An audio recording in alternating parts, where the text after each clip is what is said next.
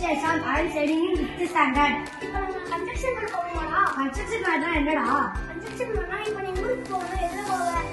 பஸ்ல போவேன், கார்ல போவேன். வெளிநாடா இருந்தா இதுல போவேன், ஃபிளைட்ல. அதே மாதிரி இப்ப வந்து அதே மாதிரி ஒரு இங்கிலீஷ் வரி இன்னொரு இங்கிலீஷ் வரி கேட்கறதுக்கு பஞ்சாப் ஸ்டேட். இப்ப நம்ம பாப்போமா? நம்ம கேட்கவா? and மற்றும் பட்டு, ஆனால் all அல்லது so அதனால் எட்டு இருப்பினும் then அதன் பின் because ஏனென்றால் and போல whereas அப்படி இருக்க. Thank you for watching.